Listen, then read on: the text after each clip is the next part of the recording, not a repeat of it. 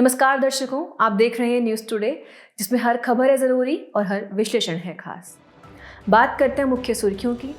Microsoft ने Majorana 1 quantum chip launch की। Supreme court ने हाई कोर्ट के न्यायाधीशों पर लोकपाल के अधिकार क्षेत्र को प्रभावी करने वाले लोकपाल के आदेश पर रोक लगाई।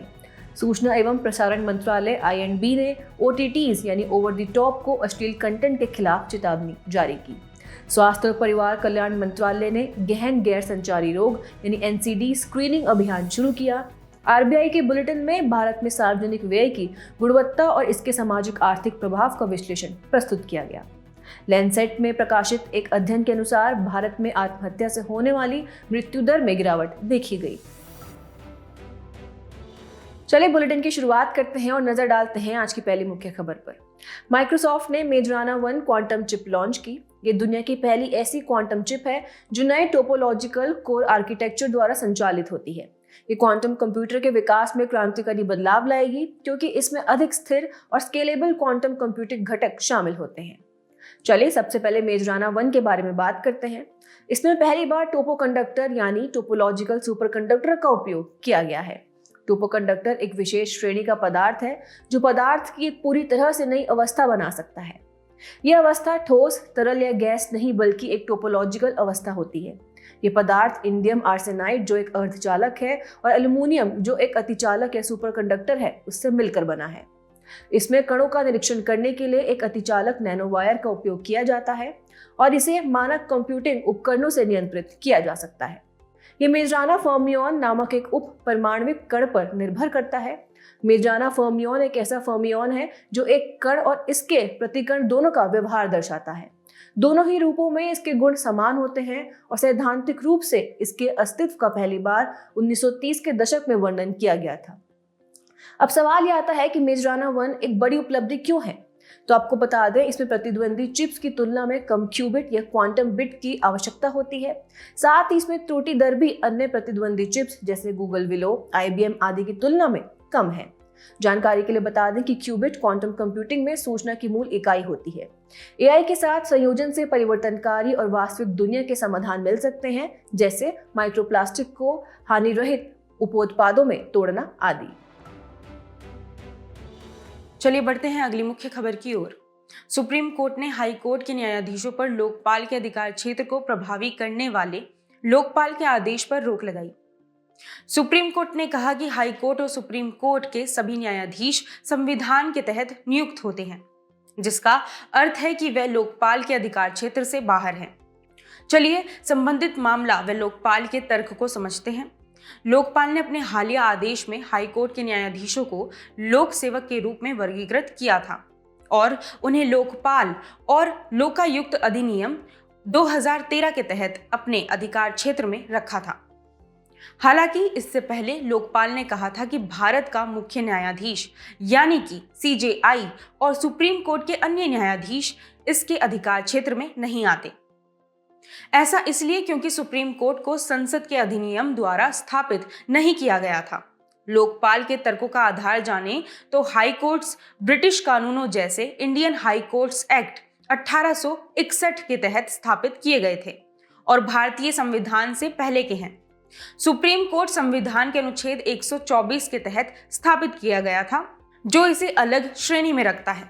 चलिए अब लोकपाल का अधिकार क्षेत्र यानी लोकपाल अधिनियम 2013 की धारा 14 के तहत प्रदत्त अधिकार क्षेत्र को समझते हैं। अंतरराष्ट्रीय संबंध, सुरक्षा, लोक व्यवस्था, परमाणु ऊर्जा और अंतरिक्ष से जुड़े मामलों को छोड़कर पूर्व या वर्तमान प्रधानमंत्री इसके दायरे में आते हैं। जांच शुरू करने के लिए लोकपाल की पूर्ण पीठ यानी कि अध्यक्ष के साथ सभी सदस्यों के कम से कम 2/3 सदस्यों की सहमति आवश्यक होती है। पूर्व वर्तमान केंद्रीय मंत्री या संसद के दोनों सदनों के सदस्य तथा वे सरकारी कर्मचारी जो केंद्र सरकार से जुड़े ग्रुप A, B, C या D के सरकारी अधिकारी हैं। संस्था, निकाय, प्राधिकरण, कंपनी, ट्रस्ट आदि के अध्यक्ष या सदस्य या अधिकारी या कर्मचारी भी शामिल हैं। यदि संस्था, निकाय, प्राधिकरण, कंपनी, ट्रस्ट आदि को संसद के अधिनियम द्वारा स्थापित किया गया हो या केंद्र सरकार द्वारा आंशिक या पूर्ण रूप से वित्त पोषित या नियंत्रित हो, अथवा यदि विदेशी अंशदान विनियमन अधिनियम 2010 के तहत 10 लाख रुपए प्रति वर्ष से अधिक का विदेशी अंशदान प्राप्त होता हो, लोकपाल के अधिकार क्षेत्र में आते हैं। सूचना एवं प्रसारण मंत्रालय आईएनबी ने ओटीटीज यानी ओवर द टॉप को अश्लील कंटेंट के खिलाफ चेतावनी जारी की। ये चेतावनी ओटीटी प्लेटफॉर्म्स के ऑनलाइन क्यूरेटेड कंटेंट पब्लिशर्स और ओटीटी प्लेटफॉर्म्स के लिए स्वविनियामक निकायों को जारी की गई है। आपको बता दें कि ओटीटी एक मीडिया सेवा है जो इंटरनेट के माध्यम से फिल्मों और टेलीविजन कंटेंट तक पहुंच प्रदान करता है। चलिए इसके मुख्य निर्देशों पर एक नजर डालते हैं। सूचना प्रौद्योगिकी मध्यवर्ती दायित्व और डिजिटल मीडिया आचार संहिता नियम 2021 यानी आईटी नियम 2021 के भाग 3 के तहत ओटीटी प्लेटफॉर्म्स के लिए आचार संहिता का पालन करना अनिवार्य है। इस आचार संहिता में प्रावधान किया गया है कि ओटीटी प्लेटफॉर्म्स ऐसे किसी भी कंटेंट को प्रसारित नहीं करेंगे जो कानून द्वारा निषिद्ध है। साथ ही इनके लिए आयु के अनुसार कंटेंट का वर्गीकरण करना जरूरी है। इनके तहत शिकायतों के निवारण के लिए त्रिस्तरीय संस्थागत तंत्र बनाया गया है। स्तर 1 में प्रकाशकों द्वारा स्वनियमन, स्तर 2 में प्रकाशकों के स्वविनियमन निकायों द्वारा स्वविनियमन, स्तर 3 में निरीक्षण तंत्र को शामिल किया गया है। ओटीटी प्लेटफॉर्म्स के लिए कानूनों के उन प्रावधानों का अनुपालन करना अनिवार्य है जो घृणित या अश्लील कंटेंट के प्रकाशन पर रोक लगाते हैं। इन कानूनों में शामिल है महिलाओं का अशिष्ट चित्रण प्रतिषेध अधिनियम 1986, लैंगिक अपराधों से बालकों का संरक्षण अधिनियम यानी पॉक्सो एक्ट 2012, सूचना प्रौद्योगिकी आईटी अधिनियम 2000 तथा भारतीय न्याय संहिता बीएनएस 2023। खबर के अंत में ओटीटी प्लेटफॉर्म्स के विनियमन में बाधाएं भी जान लेते हैं। पहली है यूजर वेरिफिकेशन से जुड़े मुद्दे। आयु सत्यापन में कठिनाई माता पिता के नियंत्रण को जटिल बनाती है। दूसरी, स्पष्टता का अभाव। कंटेंट श्रेणियों को परिभाषित करने में अस्पष्टता विनियमन में बाधा डालती है। इसके अलावा है अप्रभावी नियम। मौजूदा नियम कंटेंट रेटिंग को प्रभावी ढंग से प्रबंधित करने में विफल है। और आखिरी है अभिव्यक्ति की स्वतंत्रता। मुक्त अभिव्यक्ति के साथ विनियमन को संतुलित करना जटिल है। चलिए बढ़ते हैं अगली मुख्य खबर की ओर। स्वास्थ्य और परिवार कल्याण मंत्रालय ने गहन गैर संचारी रोग एनसीडी स्क्रीनिंग अभियान शुरू किया। यह अभियान राष्ट्रीय गैर संचारी रोग रोकथाम और नियंत्रण कार्यक्रम यानी कि एनपीएनसीडी का एक हिस्सा है। कार्यक्रम की योजना, कार्यान्वयन, निगरानी और मूल्यांकन सुनिश्चित करने के लिए राष्ट्रीय, राज्य तथा जिला स्तर पर एनसीडी प्रभाग स्थापित किए गए हैं। राष्ट्रीय एनसीडी प्रभाग का नेतृत्व स्वास्थ्य एवं परिवार कल्याण मंत्रालय के संयुक्त सचिव द्वारा किया जाता है। साथ ही उप महानिदेशक स्वास्थ्य सेवा महानिदेशालय में तकनीकी प्रमुख है। इसका उद्देश्य 30 वर्ष और उससे अधिक आयु के व्यक्तियों की 100% स्क्रीनिंग सुनिश्चित करना है।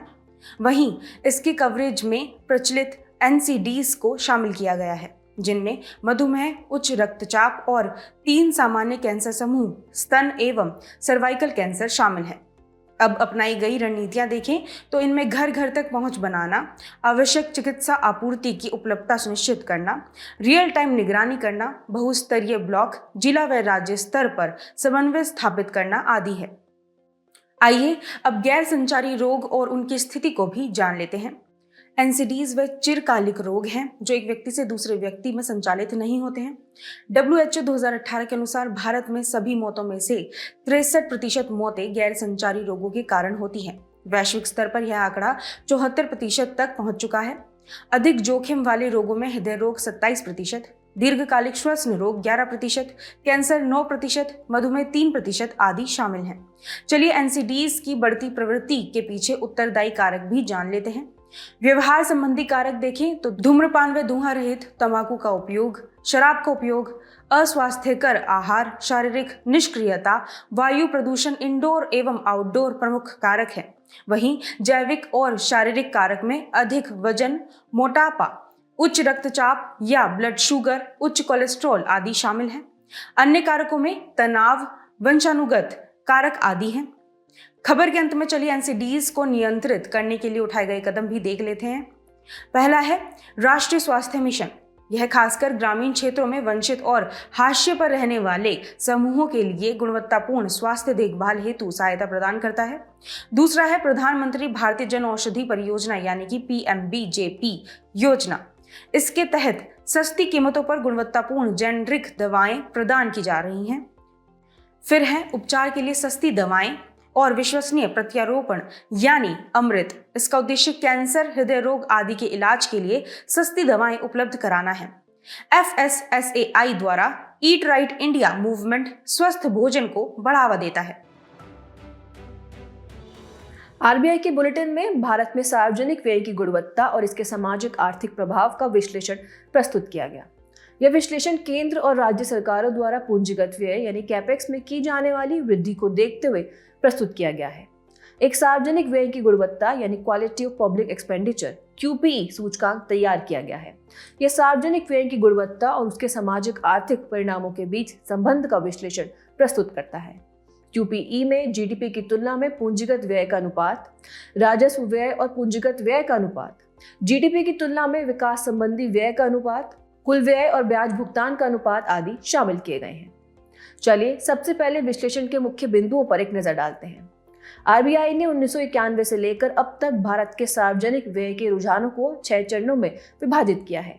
1991 से 1995 उदारीकरण के बाद का चरण। इस अवधि में वित्तीय स्थिरता को बनाए रखने के लिए पूंजीगत और विकास व्यय में कटौती की गई थी। 1996 से 2003 FRBM के पूर्व के वर्ष। इस दौरान ऋण बोझ में वृद्धि हुई और सार्वजनिक निवेश में ठहराव की स्थिति देखी गई। आपको बता दें FRBM से आशय राजकोषीय उत्तरदायित्व और बजट प्रबंधन है। 2003 से 2008 FRBM के कार्यान्वयन का कार्य। इस दौरान नियम आधारित वित्तीय अनुशासन के कारण पूंजीगत व्यय में सुधार हुआ और ब्याज के भुगतान में कमी आई। अगला चरण 2008 से 2013 जो वैश्विक वित्तीय संकट का दौर था, इसमें प्रतिचक्रीय उपायों ने आर्थिक सुधार का समर्थन करते हुए राजकोषीय स्थिरता पर दबाव डाला। इसके बाद है 2013 से 2020 जीएसटी और राजकोषीय हस्तांतरण। जीएसटी प्रणाली की शुरुआत हुई और उच्चतर राजकोषीय हस्तांतरण से व्यय प्राथमिकता में बदलाव हुआ। और आखिरी है 2020 से 2025 महामारी से निपटने का चरण। ऋण के उच्च स्तर के बावजूद अवसंरचना पर केंद्रित रिकवरी ने पूंजीगत व्यय को बढ़ाया। सार्वजनिक व्यय की गुणवत्ता में सुधार से आर्थिक प्रदर्शन में सुधार हुआ और बेहतर सामाजिक परिणाम भी प्राप्त हुए। साथ ही केंद्र सरकार के व्यय की गुणवत्ता का जीडीपी में वृद्धि से अधिक जुड़ाव रहा है, जबकि राज्यों की व्यय की गुणवत्ता मानव विकास सूचकांक यानी HDI पर अधिक प्रभाव डालती है। अब सार्वजनिक व्यय की भूमिका जानते हैं। पहली है सार्वजनिक वस्तुओं और सेवाओं में सुधार। शिक्षा, स्वास्थ्य व अवसंरचना पर व्यय मानव संसाधन एवं उत्पादकता को बढ़ाते हैं। दूसरी है निजी निवेश को बढ़ावा। यह मांग को प्रोत्साहित करता है और उत्पादन क्षमता को बढ़ाता है। इसके अलावा है व्यापक आर्थिक स्थिरता। यह दीर्घकालिक विकास सुनिश्चित करता है और वित्तीय अनुशासन को बनाए रखता है। फिर है पूंजीगत व्यय का महत्व। पूंजीगत व्यय को प्राथमिकता देने से दीर्घकालिक आर्थिक वृद्धि को बल मिलता है। उच्च सार्वजनिक व्यय के जोखिम को देखें तो इससे बजट घाटा बढ़ सकता है, ब्याज दरें ऊंची हो सकती हैं, राष्ट्रीय बजट में कमी आ सकती है और सरकार की विश्वसनीयता व निवेशकों का विश्वास प्रभावित हो सकता है। चलिए बढ़ते हैं आज की अंतिम मुख्य खबर की ओर। लैंसेट में प्रकाशित एक अध्ययन के अनुसार भारत में आत्महत्या से होने वाली मृत्यु दर में गिरावट देखी गई। इस अध्ययन के अनुसार भारत में 1990 से 2021 तक आत्महत्या से होने वाली मृत्यु दर में 30% से अधिक की गिरावट देखी गई है। इस अध्ययन में global burden of disease injury and risk factors study यानी कि GBD 2021 के आंकड़ों का विश्लेषण किया गया है। इस अध्ययन में बताया गया है कि वैश्विक स्तर पर औसतन हर 43 सेकंड में एक व्यक्ति आत्महत्या कर लेता है। भारत से संबंधित निष्कर्ष देखें तो भारत में आत्महत्या संबंधी मृत्यु दर 1990 में प्रति लाख जनसंख्या पर 18.9 थी। यह दर 2021 में प्रति लाख जनसंख्या पर 13 हो गई है। आत्महत्या से होने वाली मृत्यु दर में पुरुषों की तुलना में महिलाओं के मामले में अधिक कमी देखी गई है। महिलाओं के मामले में यह दर 1990 के 16.8 से घटकर 2021 के 10.3 हो गई। वहीं पुरुषों के मामले में यह दर 1990 के 20.9 से घटकर 2021 में 15.7 हो गई। सबसे सुभेद्य वर्ग देखें तो 2020 में भारत में शिक्षित महिलाओं में आत्महत्या से होने वाली मृत्यु दर सबसे अधिक थी। इसका सबसे सामान्य कारण पारिवारिक समस्याएं थी। आइए आत्महत्याओं को कम करने के लिए उत्तरदायी पहल या कारक भी जान लेते हैं। पहला है गैर अपराधीकरण। मानसिक स्वास्थ्य देखभाल अधिनियम 2017 के अनुसार अब आत्महत्या करने का प्रयास कोई आपराधिक गतिविधि नहीं है। भारतीय दंड संहिता यानी कि IPC की धारा 309 आत्महत्या को एक आपराधिक कृत्य घोषित करती है। भारतीय न्याय संहिता यानी BNS में ऐसी किसी भी धारा को शामिल नहीं किया गया है। BNS आत्महत्या के प्रयास को अपराध नहीं मानती है। दूसरा है राष्ट्रीय आत्महत्या रोकथाम रणनीति 2022। इस राष्ट्रीय रणनीति का लक्ष्य 2030 तक देश में आत्महत्या संबंधी मृत्यु दर को 10% तक कम करना है। तीसरा है WHO की मानसिक स्वास्थ्य कार्य योजना 2013-2030। सभी लोगों के लिए स्वास्थ्य प्राप्त करने हेतु मानसिक स्वास्थ्य आवश्यक है। अन्य पहले देखें तो राष्ट्रीय मानसिक स्वास्थ्य नीति 2014 SDG लक्ष्य 3.4 मनोदर्पण और किरण जैसी टोल फ्री हेल्पलाइनें आदि हैं। सतत विकास लक्ष्य 3.4 के अनुसार मानसिक स्वास्थ्य को बढ़ावा देना भी इन पहलों में शामिल है। चलिए अब आत्महत्या के लिए उत्तरदायी कारक भी जान लेते हैं। इसमें पहला है मादक द्रव्यों का सेवन। शराब और नशीली दवाओं का सेवन आवेगपूर्ण कृत्यों को करने हेतु उकसाता है। दूसरा है सदमा या हिंसा। बचपन में सदमा या यौन हिंसा का अनुभव करना। तीसरा है सामाजिक और सांस्कृतिक कारक। सामाजिक दबाव और सांस्कृतिक मानदंड जैसे शैक्षणिक सफलता प्राप्त करना आदि, तथा गरीबी और अभाव आवश्यक सेवाओं और सहायता प्रणालियों तक पहुंच को सीमित करता है। आखिरी है मानसिक विकार, अवसाद और चिंता जैसी स्थितियां मानसिक स्वास्थ्य को प्रभावित करती हैं। चलिए बढ़ते हैं हमारे खास सेगमेंट सुर्खियों में रहे व्यक्तित्व की तरफ। आज हम बात करेंगे गोपाल कृष्ण गोखले जी के बारे में। देश ने महान दूरदर्शी नेता गोपाल कृष्ण गोखले को उनकी पुण्यतिथि पर श्रद्धापूर्वक याद किया। आइए गोपाल कृष्ण गोखले जी के बारे में जान लेते हैं। उनका जन्म महाराष्ट्र के रत्नागिरी जिले में हुआ था। इनके प्रमुख योगदान देखें तो वह सार्वजनिक सभा के सचिव थे। इसके अलावा वह गोपाल गणेश आगरकर द्वारा प्रारंभ की गई सुधारक पत्रिका से भी जुड़े हुए थे। गोपाल कृष्ण गोखले ने 1905 में सर्वेंट्स ऑफ इंडिया सोसाइटी की स्थापना की थी। उन्होंने 1905 में भारतीय राष्ट्रीय कांग्रेस के अधिवेशन की अध्यक्षता की थी। आपको बता दें कि महात्मा गांधी गोखले को अपना राजनीतिक गुरु और मार्गदर्शक मानते थे। हम इनसे राष्ट्रवाद, उदारवाद, नेतृत्व आदि जैसे जीवन मूल्य सीख सकते हैं। चलिए बुलेटिन के आखिर में बढ़ते हैं आज की संक्षिप्त सुर्खियों की तरफ। हाल ही में जेल में बंद एक सांसद ने अनुच्छेद 101(4) के तहत अयोग्यता से बचने हेतु संसद में उपस्थित होने की अनुमति के लिए पंजाब एवं हरियाणा उच्च न्यायालय में याचिका दायर की है। हालिया समाचार रिपोर्टों के मुताबिक अमेरिकी बाजार में स्टैगफ्लेशन की वापसी के संकेत मिल रहे हैं। स्टैगफ्लेशन एक ऐसी आर्थिक स्थिति है जिसमें धीमी आर्थिक समृद्धि, उच्च बेरोजगारी और बढ़ती मुद्रास्फीति शामिल होती है। इंटरनेशनल फाइनेंस कोऑपरेशन IFC ने गुजरात में वेस्ट इंसिनरेशन यानी अपशिष्ट भस्मीकरण परियोजनाओं के लिए वित्त पोषण से हाथ खींच लिया है। यह विश्व बैंक समूह का सदस्य है। इसकी स्थापना 1956 में हुई थी और इसका मुख्यालय वॉशिंगटन DC में स्थित है। प्रधानमंत्री इंटर्नशिप योजना PMIS के पायलट चरण के दूसरे दौर के शुभारंभ के साथ इसकी आवेदन प्रक्रिया एक बार फिर शुरू हो गई है। PMIS का उद्देश्य देश की युवा आबादी को भारत की शीर्ष कंपनियों में 12 महीने की पेड इंटर्नशिप प्रदान करके उनकी क्षमता का उपयोग करना है। हाल ही में इंडोनेशिया ने माउंट डुकोनो में ज्वालामुखी विस्फोट हुआ। यह समुद्र तल से 1087 मीटर की ऊंचाई पर स्थित है। यह इंडोनेशिया के 127 सक्रिय ज्वालामुखियों में से एक है। भारत में शोधकर्ताओं की एक टीम ने अग्नाशय कैंसर और फेफड़ों के कैंसर जैसे कैंसरों में सामान्य मेटाबोलाइट्स की पहचान की है। ये मेटाबोलाइट्स यूनिवर्सल कैंसर बायोमार्कर के रूप में काम कर सकते हैं। हाल ही में कोलकाता स्थित फोर्ट विलियम का नाम बदलकर विजय दुर्ग कर दिया गया। गौरतलब है कि वर्तमान समय में फोर्ट विलियम में सेना के पूर्वी कमान का मुख्यालय है। आपको बता दें कि इसका नाम इंग्लैंड के राजा विलियम तृतीय के नाम पर रखा गया था। आने से पहले आपकी समझ की परीक्षा के लिए डालते हैं एक नजर हमारे स्पेशल सेगमेंट प्रश्नोत्तरी पर।